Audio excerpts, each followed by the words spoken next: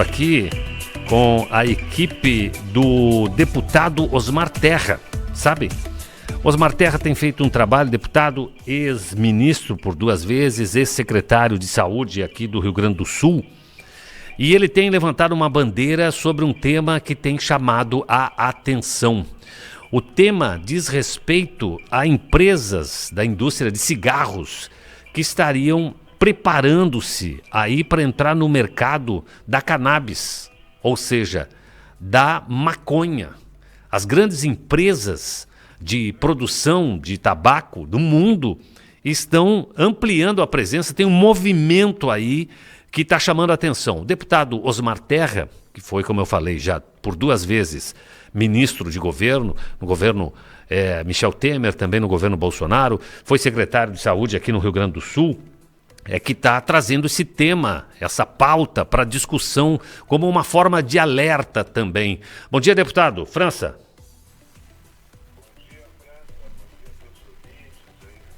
Da região. Prazer. Sempre é um prazer poder conversar contigo sobre assuntos relevantes. Muito bem, da mesma forma, deputado, esse tema, esse movimento leva a uma tendência mundial? Isso já está acontecendo em outros países? A comercialização de cigarro, por exemplo, de cannabis, de maconha? Eles estão pressionando, né? Na verdade, as grandes empresas de tabaco estão investindo no ramo da maconha, né? Começaram a investir. Isso coincide com um movimento no Brasil para descriminalização do consumo de drogas, né? Que culminou com a decisão do Supremo. Sim. Contra a lei. Eu sou autor da lei atual de drogas, né? E a lei não descriminaliza. Tu descriminalizando, tu abre a porteira, né? Para entrar o boi e a boiada junto. Aí até as outras drogas ficam justificadas, né? Sim. O Supremo legislou, ele deu ele não poderia ter feito o que fez, na minha opinião, né? Isso é uma decisão do Congresso, não é do Supremo. E o Supremo legislou, atropelou a decisão, já estava se decidindo que ia se colocar na Constituição, que não podia descriminalizar droga. O Senado já tinha votado isso em 2 turnos. Nós estávamos começando a votação na Câmara quando o Supremo, de repente, atropela todo mundo e propõe a descriminalização da maconha. Nós temos que voltar a esse tema, né, na Câmara e desfazer essa decisão do Supremo, que é uma decisão que não é constitucional nem legal, na minha opinião, né? Sim. Então, mas isso está valendo agora, e isso interessa a essas grandes empresas. Todas as grandes empresas do ramo de tabaco estão comprando empresas de processamento de maconha, né? Inclusive a maior empresa do mundo e a maior do Brasil hoje, que é a BAT, a British American Tobacco, está nessa direção também. Isso vai acabar exercendo uma pressão grande para a legalização. É óbvio, não é só a descriminalização, é legalizar, né? A descriminalização é uma aberração, porque se descriminaliza o uso e não descriminaliza e continua sendo vendida pelo tráfico, aumenta muito o poder do tráfico, né? Claro. Aumenta muito a renda, o lucro do tráfico, aumenta o consumo generalizado. Não é mais crime, as crianças, os adolescentes vão poder levar para a escola, não é mais crime ter até 40 gramas de maconha. 40 gramas dá mais de 100 cigarros de maconha. Então o Supremo está tomando uma atitude que não interessa à sociedade brasileira. Nós falamos pela sociedade brasileira, nós deputados é que falamos pela sociedade brasileira. Está lá no primeiro artigo da Constituição. Todo poder emana do povo e será exercido pelos seus representantes eleitos. Legislar é a tarefa dos representantes eleitos. O povo elege essas pessoas para decidir por ele, já que ele não pode se reunir toda semana, 200 milhões de pessoas para decidir. Então, quem está autorizado a decidir pelo povo são os deputados, não é o Supremo. O Supremo não tem um voto. O Supremo é um cargo de confiança de um presidente da República. E é um cargo que tem a função precípua de vigiar pelo cumprimento da Constituição, não para legislar. Então, assim, nós estamos vivendo uma situação anômala no Brasil. Nunca tivemos algo semelhante, né? E um passo adiante para a legalização. Eles estão tentando legalizar. O poder econômico não estão preocupados com a saúde dos jovens, se vai aumentar o número de esquizofrênicos, que vai aumentar, se vai aumentar o número de deficientes mentais, que vai aumentar. A maconha produz danos cerebrais irreversíveis, né? eu sou estudioso do tema, estou trabalhando nesse assunto há quase 20 anos, a questão das drogas, como médico e como me especializando nessa área, né? Eu tenho mestrado na área de neurociência, trabalho com as principais referências médicas do Brasil, a Associação Brasileira de Psiquiatria, que tem a mesma opinião minha, o doutor Laranjeiras, lá em São Paulo, que é o maior especialista em dependência química hoje do Brasil, né? O Valentim Filho, que foi titular da USP, diz que a pior droga, se ele pudesse proibir uma única droga, ele proibia a maconha, ela que mais danos causa a longo prazo no cérebro, e danos irreversíveis, né? Quem tem filho com problema sabe o que eu estou dizendo, né? Os meninos deixam de ser jovens brilhantes e começam a ser pessoas completamente dependentes da família para tudo. Então, assim, nós estamos vivendo um momento muito grave. Grave, né? Mas nós temos uma campanha também, por conta aí da indústria farmacêutica, ou pelo menos do universo médico, do seu segmento aí, que acha e que prega que a maconha, ou a cannabis, né, seja um caminho para o tratamento de várias doenças aí. Como é que o senhor vê isso? É o mesmo movimento. É o mesmo movimento de liberação. É uma mentira. Isso é uma mentira. Eles estão contando uma mentira. Não falam em maconha, né? Eles mudaram o nome agora, eles falam do nome científico, só é cannabis, parece que é uma outra coisa. Né? É a maconha, a velha maconha, né? E a maconha, ela tem 480 substâncias, moléculas que a compõem. Dessas 480, 479 causam danos graves, prejudicam o funcionamento do cérebro, vão causando danos a médio e a longo prazo, né? Uma única molécula que não causa alteração mental, que é o canabidiol, não é a cannabis, é o canabidiol, é um álcool, é uma molécula da maconha, né, que pode ter efeitos medicinais e ele já está sendo usado, já tem remédios à base de canabidiol, não da cannabis, não da maconha, é canabidiol. As pessoas não precisam se drogar com maconha para se tratar em casos raros de epilepsia, de doenças raras. É muito raro o emprego do canabidiol, né? Mas eles estão tentando dizer que cura tudo, cura até câncer agora. É a tentativa de enganar o povo para legalizar uma droga e abrir o caminho até para legalizar as outras também. Esse é o deputado Osmar Terra, médico, como a gente conversou aqui, está conversando sobre esse movimento das grandes empresas mundiais que investem agora na cannabis ou na maconha. Nós temos as grandes empresas como Philip Morris, aquela que comprou também Souza Cruz, investindo nesse mercado, isso é fato. Isso é fato, eles compraram, é muito interessante porque tem uma coincidência nesse processo, deles comprarem empresas, a BAT, a British American Tobacco, comprou a Armigran, do Canadá. Sim. Ela compra a Armigran, parece que parcelou lá, 500 milhões de reais o que ela pagou pela Armigran. E compra uma outra na Alemanha. E essa canadense, ele compra uma outra empresa de tabaco na Alemanha, de maconha na Alemanha, de processamento da maconha. E logo depois o Superior Tribunal Federal decide a descriminalização da maconha. É uma coincidência, né? Então, eu vejo com muita preocupação esse movimento, que é um movimento de poder econômico. Não é só um movimento do cara que planta ali para vender para o tráfico e depois dizer que está fazendo maconha medicinal e tal, como acontece em muitos lugares do Brasil. Perfeito. Na verdade, é um movimento de legalização, que vão forçar a legalização agora da droga que abre o caminho para as outras. Se a maconha é uma droga que causa droga pesada, nunca foi uma droga leve, e causa danos permanentes no cérebro, né, principalmente dos jovens, o começo do consumo da maconha é aos 14 anos. A média de início do consumo é 14 anos de idade. O cérebro está em grande transformação. Esse período da adolescência, da puberdade da adolescência, o cérebro se transforma. Ele se especializa para ser mais eficiente, as conexões mudam. E nesse momento, se tu cria uma dependência química, ela fica pro resto da vida. Ela se especializa junto com o cérebro, né?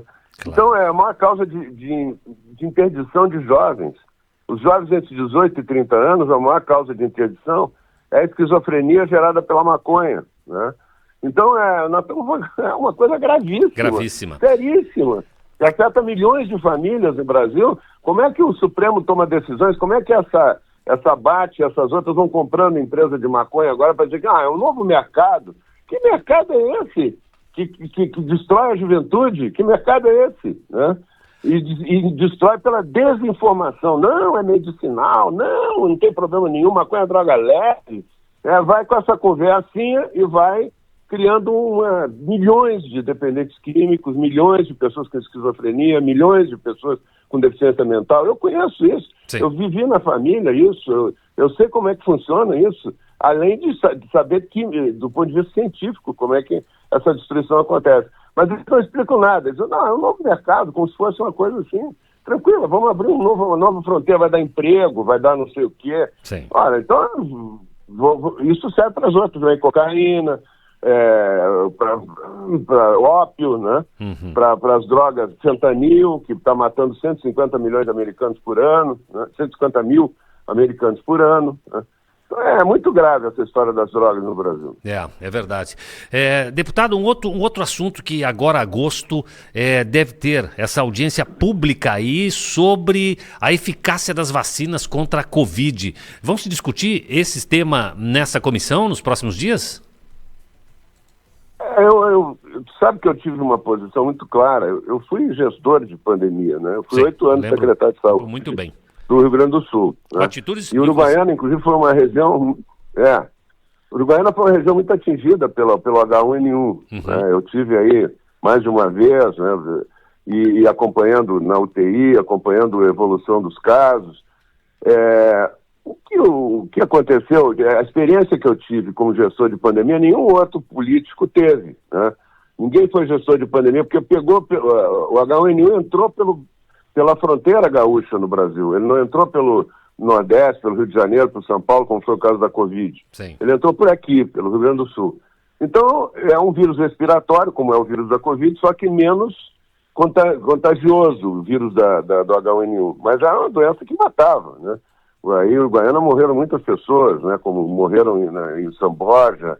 As cidades da fronteira tiveram o maior número de vítimas, né? Sim. Agora, o que eu vejo é que uma pandemia tem que ser tratada com a luz da ciência e com a população bem informada. O que eu vi na Covid foi, primeiro, trancar as pessoas em casa. O vírus respiratório, se tu trancar em casa, aumenta o contágio em casa. Não vai desaparecer o contágio, né? Sim. Ainda mais se tu libera metade da população para trabalhar, que é os serviços essenciais. Metade da população que trabalhava tinha que sair de casa todo dia. Frigorífico, o agricultor, o caminhoneiro, essas pessoas nunca puderam parar de trabalhar, senão morria todo mundo de fome. Verdade. Né? A comida não nasce no supermercado. A comida é produzida, é transportada, é processada, tem frigorífico, tem a empresa de adubo, a empresa de máquinas agrícolas, tudo isso nunca parou, nem um dia, porque era considerado serviços essenciais. Ora, se sai todo dia de casa alguém para trabalhar numa empresa e volta para casa e tem ali as pessoas fechadas em casa, porque fica em casa, aquela pessoa vindo com vírus, ela contamina no mesmo dia todo mundo. Esse vírus é muito rápido, ele sofreu várias mutações, né? O vírus da Covid, diferente do H1N1, ele mudou várias vezes e criou novas cepas. Mas ele é o mesmo comportamento, é o contágio pelas gotículas de saliva, pelo spray que sai do nariz, né, quando a pessoa espirra. É assim que se contamina. Trancar a escola 2 anos não adianta nada, não adiantou nada. O Rio Grande do Sul fechou tudo com bandeira preta, vermelha. O governador inventou um monte de coisa para quis aparecer em cima da pandemia. E o Rio Grande do Sul está entre os 8 piores estados brasileiros em mortalidade. Imagina, nós estamos entre os 3 melhores estados em rede de saúde. E estamos entre os 8 piores em mortes da Covid. Sim. Isso é por causa da ação do governo. Essa tranca tudo, fecha, quebrou mais de 100 mil empresas. O governo Eduardo Leite foi uma tragédia nessa questão da pandemia. E quando aí veio, agora vamos fazer a vacina vai salvar todo mundo. Ninguém vai pegar mais a doença com a vacina. Ora, o que apareceu na vacina? A vacina começou a ser feita em janeiro de 2021, né? E depois continuou as pessoas pegando a doença igual. Aí tinha que fazer a segunda dose. Aí tinha que fazer a terceira dose. aí tinha que fazer a 4ª dose, aí tinha que fazer a 5ª dose. As pessoas fizeram 5, 6 doses e pegaram igual. Então ela não estava protegendo ninguém. Agora o governo nunca explicou isso. O governo só mandava vacinar como se a vacina fosse uma coisa mágica. Existem vacinas e vacinas. Eu, como secretário, fui talvez o secretário do Brasil que mais vacinou para pólio, para as doenças, para tríplice viral, né, para difteria, tétano. Sempre foi o Rio Grande do Sul sempre liderou esse ranking, mas eram vacinas testadas há anos. Essas vacinas da Covid foram feitas às pressas, foram testadas direto na população, não se regulou a dose direito, não se sabia se tinha eficácia ou não tinha, e o que a gente viu foi que não tinha eficácia. Ah, não. Aí no começo dizia que todo mundo que se vacinava não ia pegar a doença, depois mudou o discurso. Não vai pegar doença grave, não vai morrer. Mentira. Morreu, em setembro de 2021, já tinham morrido 19 mil pessoas completamente vacinadas. Então a vacina não fez efeito. Sim. E nunca se explicou nada para a população. Pois é, eu imagino que essa audiência seja exatamente para debater isso. Agora, o senhor já vê como médico hoje consequências que possam vir por conta da vacina? Porque a gente ouve muito falar disso no dia a dia com as pessoas que se vacinaram, que estão mais suscetíveis a determinadas situações ou que desenvolveram algum tipo de problema.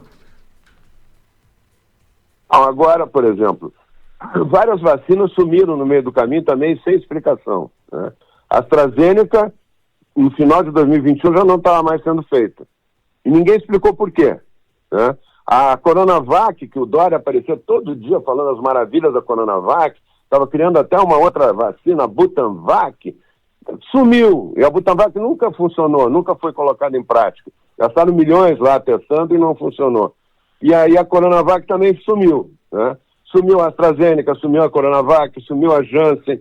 Ninguém explicou nada. O Ministério tem que explicar o que está acontecendo. Por que não está sendo feita? Agora foi uma promotora, eu não estou dizendo que isso acontece com frequência, eu estou dizendo que tem casos que podem ser emblemáticos. Uma promotora que estava grávida no Rio de Janeiro, morreu com embolia cerebral logo depois que fez a AstraZeneca. E processou, teve um processo, a família processou, morreu ela e o bebê, né? E ela ganhou 3 milhões, agora a família foi indenizada em 3 milhões pela AstraZeneca.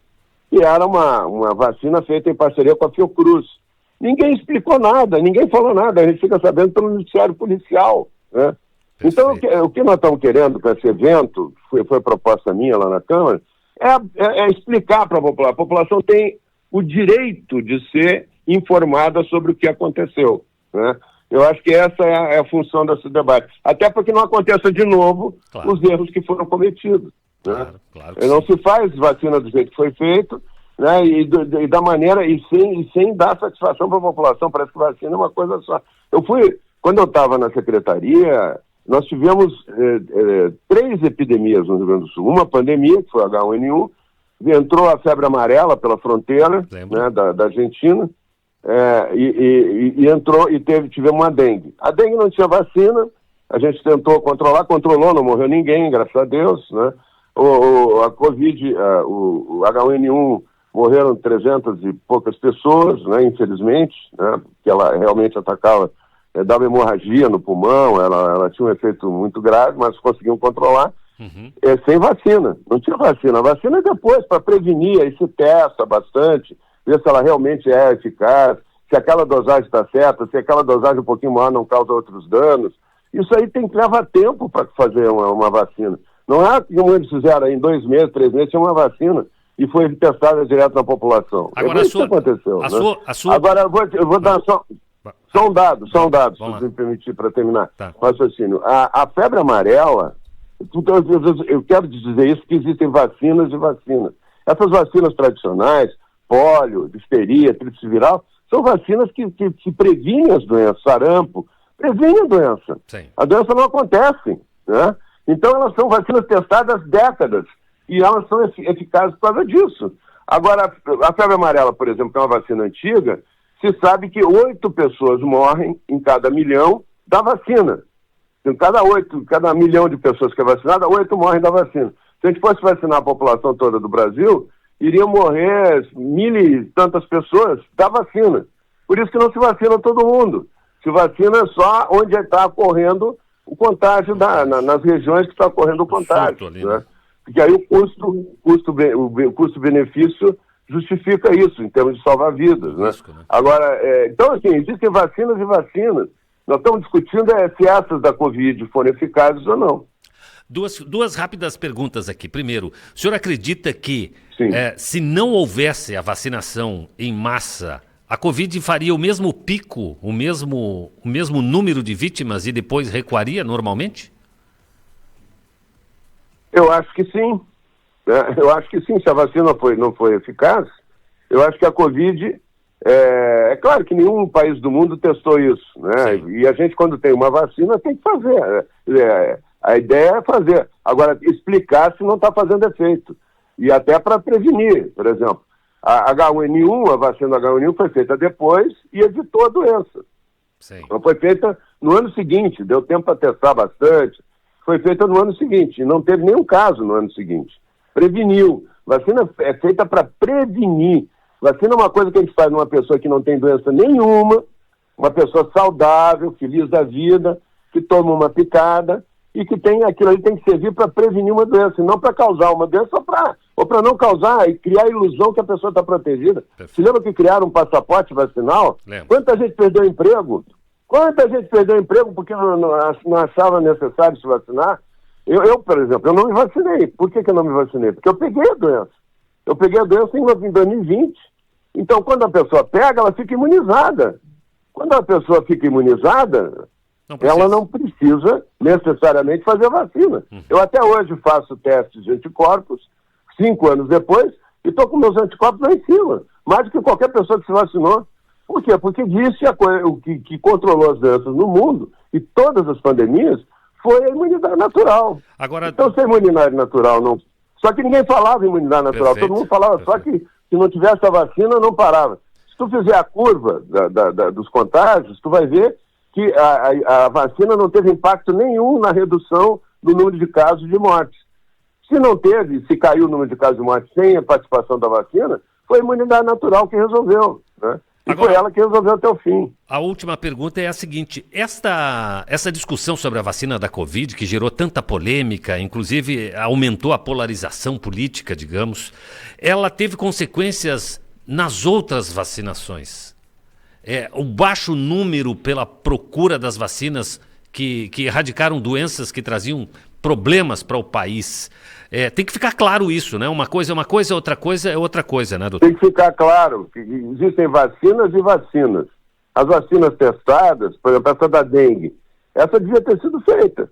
A da dengue teve 6 anos de teste. Ela pega os 4 sorotipos de dengue, né?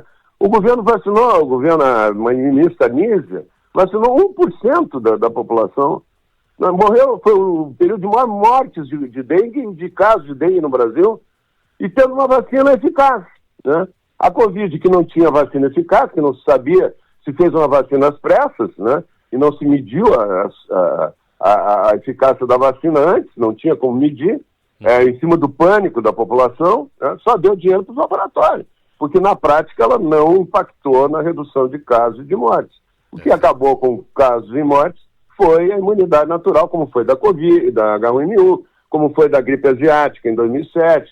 Agora, outra coisa importante dizer é o seguinte: a vacina, cada vírus tem efeitos específicos numa faixa etária, né? Por exemplo, o H1N1 não pegou idoso. Tu ia entrar, eu fui na UTI aí em Uruguaiana, não tinha um idoso na UTI, só tinha grávida, mulher grávida, jovens obesos e crianças.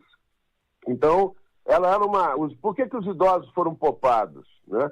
Porque ela tinha uma imunidade cruzada, provavelmente, com a gripe asiática, que ocorreu em 1957.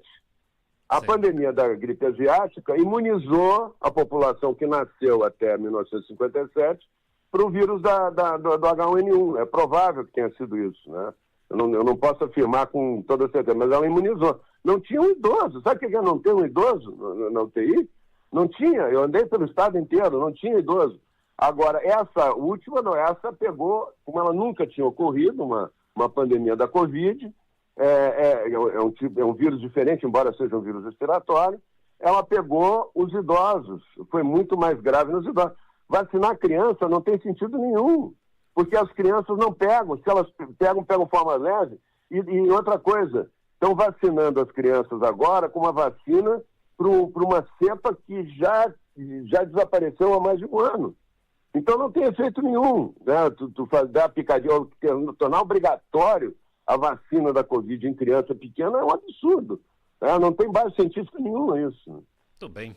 Tá aí, mas isso não pode servir para não fazer as outras vacinas. As outras foram testadas, as outras têm resultado. Né? Muito bem. Deputado federal pela Agora, mais uma coisa, vez, né? Sim. Eu sou um péssimo entrevistado, viu? Eu me lembro de uma coisa importante. Muito bom, Paulo. Sabe o que desanimou a população de vacinar? Foi, ela constatou na prática que ela se vacinava e não adiantava nada com a Covid. Sim. E o Ministério não explicou por quê.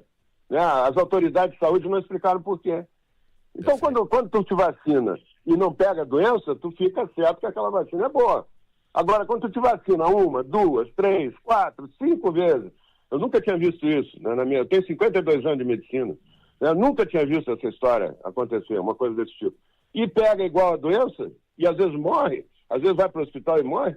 Pô, as pessoas passaram a desacreditar na vacina. Não é no discurso. O discurso não tem valor nenhum se ele não tiver demonstração prática. Embasamento. Né? A demonstração prática foi que ela não fez efeito. Isso é que desanimou a população. Mas a população deve voltar a se vacinar nas coisas que sempre, as que não se vacinaram, né? Nas vacinas que sempre tiveram resultado, que são as vacinas tradicionais. E qualquer outra vacina para a Covid tem que ser desenvolvida com calma agora para evitar surtos futuros, né? Em quem não tem imunidade, que nasceu agora, que não vai ter imunidade lá no futuro. Mas é para cepas que existem. Nós estamos fazendo uma vacina agora em criança para cepa que não existe mais. Muito bem. Eu estava vendo o seu histórico aqui e fala que lá na década de 80 fez parte de uma campanha por reforma sanitária que culminou na criação do SUS.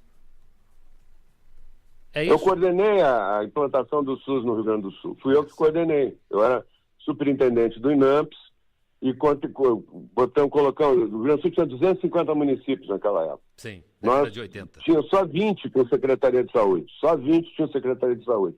Então nós trabalhamos para municipalização. Quando eu saí do INAMPS, da superintendência do INAMPS em 1988, nós já tínhamos todos os municípios, todos os 250 tinham Secretaria de Saúde, todos tinham conselho, todos estavam dentro de uma programação estratégica de saúde com participação da sociedade. Né? Foi um momento, assim, todos os agricultores passaram a ter direito, coisa que eles não tinham, atendimento gratuito, né? Uhum. Todas as pessoas, todos os seres humanos, isso foi a coisa mais importante do SUS, deram direito às pessoas. Todo ser humano tem direito a atendimento gratuito, universal, né? Que naquela época o agricultor vendia o que não tinha, às vezes, né? Vendia a última junta de boi, vendia propriedade, vendia tudo, passava a vida inteira guardando dinheiro, e no final da vida, para tratar da doença que acontece com a idade, ele ficava sem nada, morria sem nada, né? Então isso é um absurdo, e tinha gente que tinha carteira assinada e que tinha atendimento gratuito. O que a gente conseguiu foi universalizar, né, fazer os convênios filantrópicos, criar os hospitais filantrópicos no Rio Grande do Sul, a federação. Fizemos um grande avanço naquela época e eu fui o primeiro prefeito, depois disso, em 92, a criar as equipes de saúde da família no Brasil, lá em Santa Rosa. Foi o primeiro lugar do Brasil a ter equipes de saúde da família. Muito bem. Deputado Osmar Terra, ex-prefeito de Santa Rosa, 6º mandato, 2 vezes ministro, 7º mandato, então, desculpa, 2 vezes ministro de governo, secretário estadual de saúde. Obrigado pela disponibilidade de conversar conosco aqui, trazer esses alertas. A gente acompanha, mesmo de longe, todo esse trabalho, deputado. Olha, eu fico muito feliz aí de poder conversar sobre esses assuntos. Esses assuntos foram todos tabus. E proibidos durante a pandemia, né? Ninguém podia falar nada na pandemia. Eu falava por minha conta e fui suspenso, acho que 2 ou 3 vezes das redes sociais. Eu lembro disso.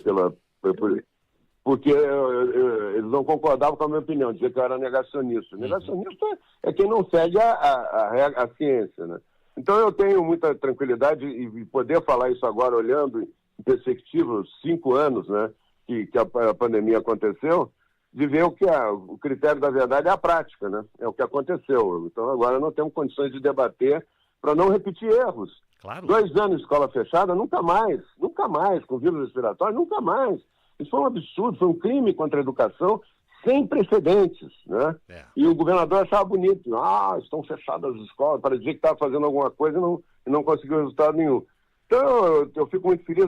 Uma das últimas vezes que eu tive a oportunidade de falar foi em Uruguaiana, né, durante a pandemia, né, na Associação Comercial e Industrial aí, Sim. com o Luiz Kessler, né, que me convidou para falar sobre esse assunto, que é uma pessoa que eu respeito muito aí, porque as pessoas queriam ouvir alguém. Eu não ouvi um debate, nem debate. Eu participei de um debate na Globo, em maio de 2020.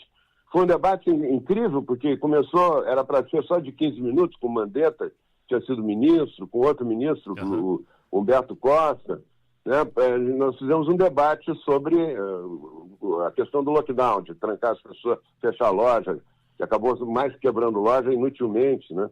E aí, naquele debate, era para ser 15 minutos aquele debate, durou 3 horas, porque a audiência cresceu muito, a população estava curiosa. Claro. Queria informações diferentes do fica em casa, não saia de casa. Foi uma falácia, foi uma mentira, né? Não protegeu ninguém.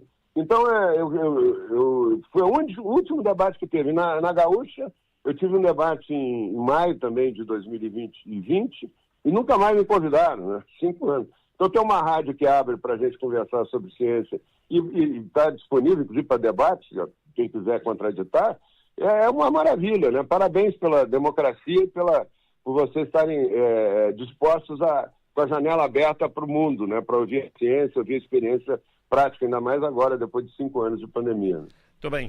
Deputado Osmar Terra, obrigado mais uma vez, grande abraço aí, um bom trabalho para o amigo. Um grande abraço aí, muito obrigado. Estou sempre à disposição de vocês. Obrigado. Tá aí. 10h04. Deputado Osmar Terra, para quem não acompanhou, não sabia com quem a gente está conversando.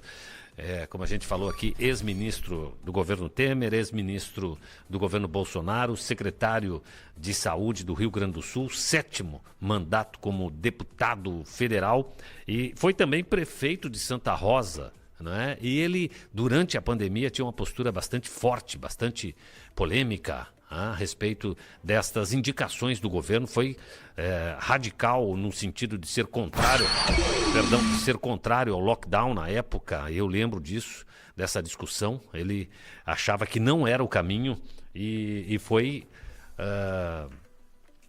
crucificado por isso, né? Me lembro também a respeito disso. E agora traz essa discussão aí sobre a compra de empresas que produzem cigarros de maconha e compra de empresas mundiais, né, que fazem os cigarros mais famosos do mundo, aí, como a British American Tobacco, a BAT, que comprou a Souza Cruz e tudo mais, que comprou uma indústria de cannabis canadense.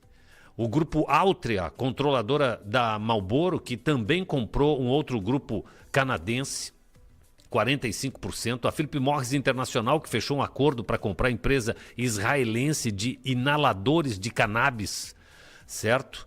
A Imperial Brands, que investiu aí 75 milhões de libras para comprar um grupo chamado Auxly Cannabis, e que financiou a Oxford Cannabinoid, tecnologia focada em produtos farmacêuticos à base de cannabis, e ele está chamando a atenção para essa discussão sobre o investimento dessas fumageiras aí, dessas produtoras, dessa indústria do cigarro, de investirem nas drogas ilícitas para tentar em seguida legalizá-las. E ele está muito atento a isso, está trazendo essa discussão aí para o Brasil.